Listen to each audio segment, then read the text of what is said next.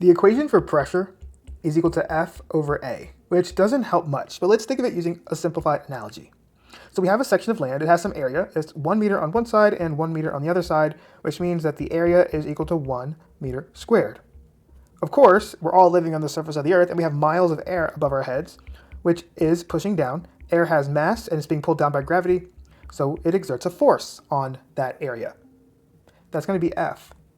The units are newtons for force and meters squared for area. So if we divide newtons by meters squared, we get a composite unit.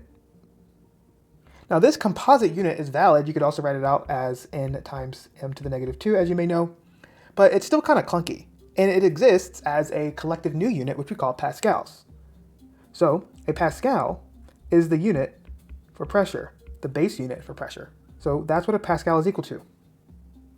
That may help you to think about what a pascal really means, because it is a force over an area. You may have heard of PSI or other units. Let's actually start with that one.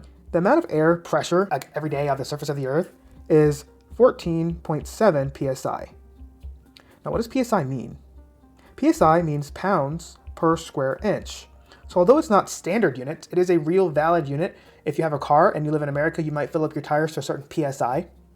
We see that it's pounds instead of newtons, and it's square inches instead of square meters, but it's still a force over an area, therefore PSI is a valid unit for pressure. But in chemistry, you're likely to use ATM, so 14.7 psi is equal to about 1 ATM. That's also equal to about 760 millimeters of mercury, which is equal to 760 torr. Those are often used in barometers and such. And then we also have kPa. kPa is kilopascals. Because pascals are so tiny, you might want to lump them up into bigger groups, which is kilopascals or 1,000 pascals.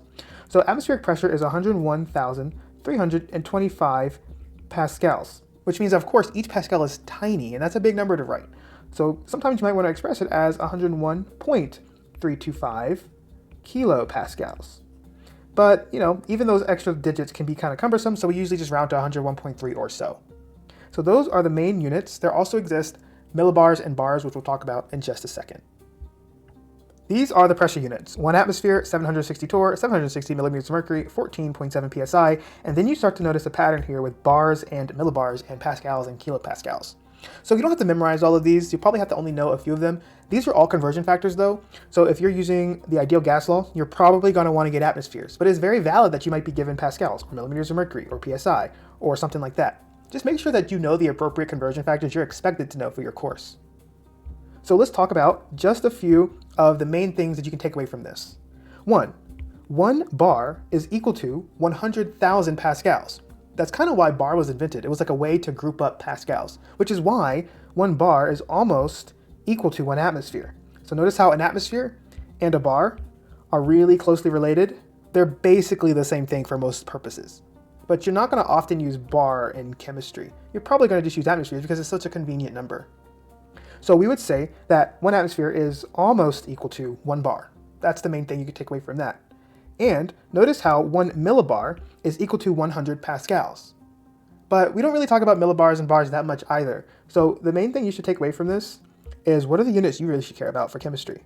That's going to be atmospheres, torr, which is thankfully equal in magnitude to millimeters of mercury.